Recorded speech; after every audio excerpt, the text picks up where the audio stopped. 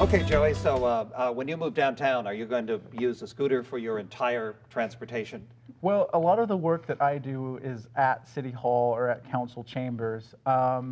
So the Alameda is right about 2 blocks away. So I'll probably just walk to City Hall, but if I have something at the convention center or have something at another part of downtown, I'm probably going to use them just because it would be a fast way to get around. I might just use my bike as well.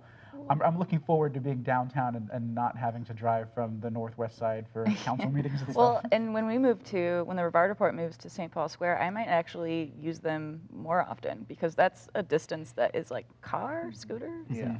And Iris, they can move pretty rapidly. They can get up. Councilman Trevino was, I haven't had the pleasure of riding one yet, but Councilman Trevino was saying they can get up to maybe 15, 20 miles an hour. I think, yeah, which is as fast as you can go in a car downtown. 20 miles an hour, which it's hard to get used to. I've tried it a little bit once.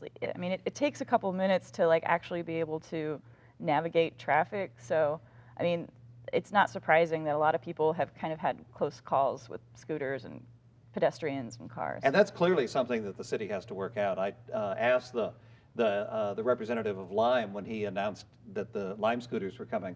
And I said, where's the liability? If one of these runs me down, as I've had to dodge a couple of them so far, what's the liability? What if one of these runs into my car? And he said, quite frankly, I don't know, which isn't good. Yeah. So the city needs to kind of move in and kind of determine what the parameters of use are going to be of these things. Just like it did with rideshare, like it's trying to do with short-term rentals.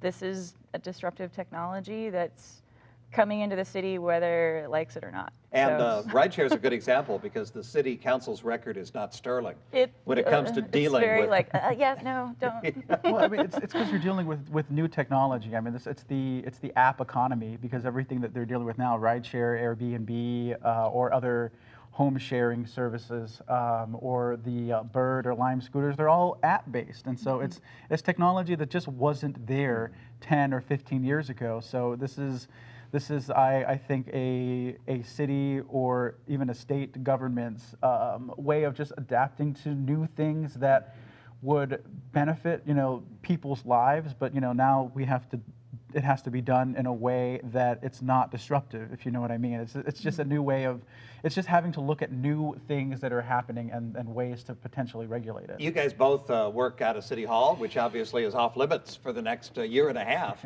Talk about what's happening down there with behind that big iron fence. I miss it, kind of. But they're getting a major renovation. So I mean, in the end, in a year and a half, it'll be allegedly worth it. But for now, all the meetings are in Alameda Theater or there's in the Municipal Plaza building, and I haven't yet checked out the trailer complex, or sorry, the modular complex. I imagine it's luxurious then. Yes.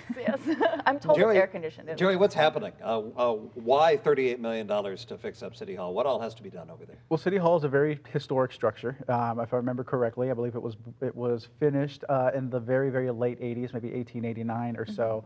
And from what I've seen at council meetings when they've discussed this is that some of the wiring that's in City Hall right now, some of the plumbing, is very, very old. I mean, like talking decades old. So some of that has to be replaced. The entire 4th floor, from what I understand, is also being re-renovated to make it a little more organized, and there's also room for growth. So right now you have the 10 council district offices up on the 4th floor, and most of their staff is there as well.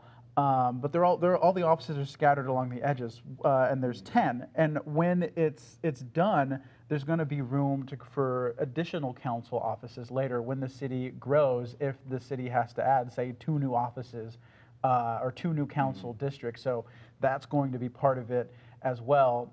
In the meantime, where everybody is the council has moved behind City Hall into a building called Plaza de Armas. And I went there the other day to speak to one of the council members. It's very organized. It's just a shifting of offices for folks. The mayor, I forget exactly, the mayor has also moved into that building as well, and the city manager. The people that were in that building have moved into some of the modular offices that have been made out there. So, they had to make room for the council and mayor, I guess. Which I'm told, again, is not not too shabby. So. Iris Dimmick from the Rivard Report, Joey Palacios from Texas Public Radio. Thank you again for joining us for the conversation.